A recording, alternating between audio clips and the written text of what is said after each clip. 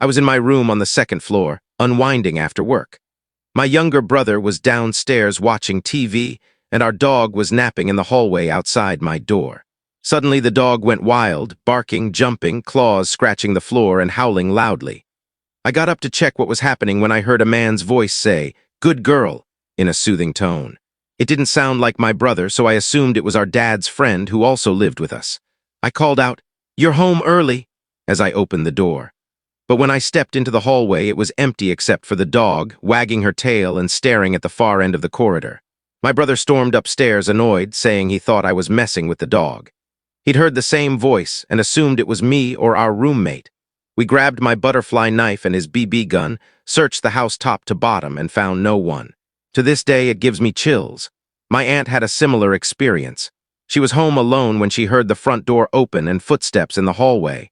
Her husband, my uncle, wasn't due back for hours, so she went downstairs to investigate. No one was there, but she noticed fresh footprints in the snow leading to the door, none leading away. Then she spotted an unfamiliar pair of shoes in the hallway. Panicked, she called the police.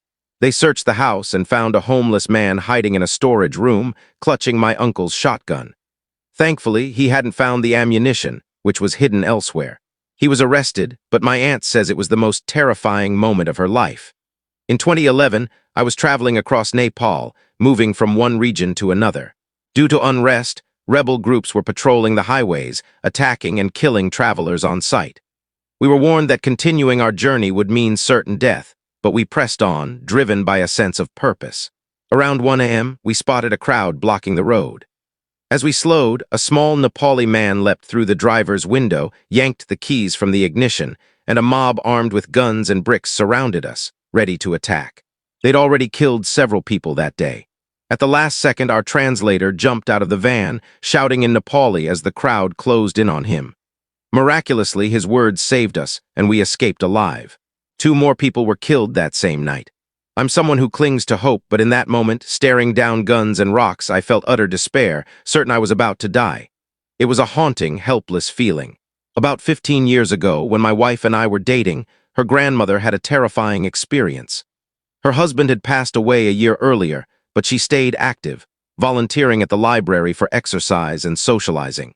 One winter evening, after the library closed at 5 p.m., she stayed late to help and declined a ride home, determined to walk and stay fit. Her house was a mile away through a lightly wooded area in South Texas. Halfway home, she noticed a man following her, gaining ground quickly. At first, she brushed it off. She was elderly and walked slowly, but his presence felt menacing.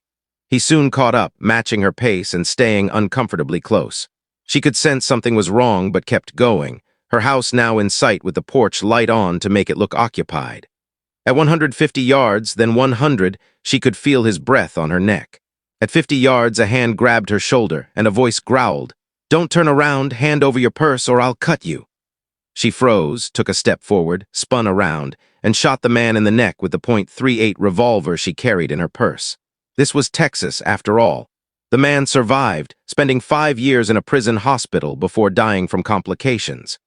Until her passing last year, my wife's grandmother regretted pulling the trigger too soon, saying her late husband would have been ashamed of her aim. "I wasn't aiming for his neck," she'd say. "I was still raising the gun when it fired. That's why you keep your finger off the trigger until you're ready." She was a remarkable woman, and I miss her dearly. My late older brother was an exceptional hunter, almost superhuman in his ability to spot game. Once, while hunting, he used my shoulder as a rest and shot a crow I couldn't even see until it fell. I don't condone killing crows. He rarely missed. One winter day, we were fox hunting. Foxes are clever and sometimes nap on hilltops to stay warm in the sun. As we walked, my brother whispered, "Stop, get down." About 300 yards away, a fox lay curled up on a hill. He positioned himself to take the shot, flipped off the safety, and was about to fire when the fox suddenly spun around in the snow, still curled up. It wasn't a fox. It was a man wearing a fox hat, trespassing on someone's property with a snowmobile. If he hadn't moved, my brother would have shot him. That close call haunted my brother for years. He passed away unexpectedly from a hemorrhagic stroke after a successful duck hunt, likely content in his final moments. When I was 4 or 5, my parents had just separated, and I was staying with my mom in a 2-bedroom apartment. I preferred sleeping in her bed, though I had my own room. Our bedrooms were across from each other at the end of a hallway. It was summer, and my mom had a window open above her bed's headboard. One night, I woke up and saw our cat sitting in her doorway, which was odd since he always slept with us. I watched as he meowed and wandered into my bedroom across the hall. I turned to wake my mom, and in the few seconds it took her to stir, we both saw a man standing in her doorway, stepping out of my room. Before I could process it, my mom scooped me up and threw me out the ground floor window, a short 3-foot drop to the grass, and climbed out after me. We screamed for help, and a neighbor called 911. The police found no signs of forced entry, only an unlocked front door, which my mom insisted she'd secured with a deadbolt and chain. A week later, while cleaning, she found a notebook with names, drawings, gloves, and gum wrappers in the water heater closet. The police suspected the man had been hiding in our apartment until we were asleep. My mom also mentioned someone had been stealing her clothes from the communal laundry for weeks before the incident, which stopped after the break-in. As a child, I had nightmares every night, but they faded when I moved in with my boyfriend. Years later, my husband, our 2 kids, and I visited my dad's summer home, which I'd never seen before while he was away. At 4 a.m., my eldest daughter woke up screaming, shaking, and trying to climb over us in a panic, as if fleeing something. We had to restrain her to keep her from hurting herself. It was exactly like the fits I had as a child. I haven't told my dad, but I feel something unsettling lingers in that house. We've since declined his invitations to stay there. After moving to Montreal, I got a new Canadian phone number. For 8 months, I received calls and texts from French speakers asking for Nina at odd hours. One April morning, a woman from a withheld number claiming to be with the Montreal police called asking for Nina, saying she'd been missing for over a year. I contacted the police through their website, and they confirmed Nina's disappearance but shared no details. I searched for missing persons in Quebec and Canada but found no trace of Nina. When my sister and I were young, we were playing in our yard, which had a cemetery in the back, a local attraction due to its 1800s graves, mostly of children who died from illnesses like the flu. An elderly couple passing by kept asking my sister her name, getting closer and closer. Scared, we ran inside and told our mom. A week later, news broke about an elderly couple kidnapping and assaulting a teenage girl, the same couple who approached us. It still haunts me. This happened in a small Canadian town, not Glendale, New York.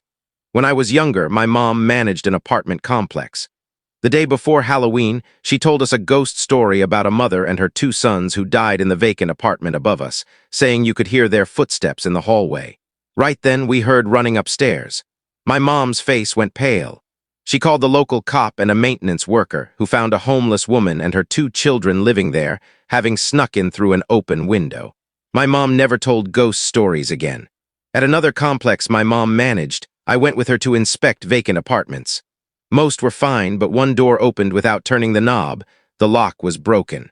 I thought kids had messed with it and waited in the living room while my mom checked the master bedroom. Then I heard her scream. I ran to her and saw a pale, half-naked girl in the closet, nails clawing the wall. My mom sent me to get the security guard, and as I turned, a 6'3" man bolted from the kitchen where I'd been standing. I chased him for 400-500 feet but lost him. The girl, a 15-year-old resident, had been assaulted. She refused to identify the man and moved away a month later. She was emancipated, and I often wonder how she's doing. In another incident at a low-income complex my mom managed, a tenant hadn't paid rent for 3 months.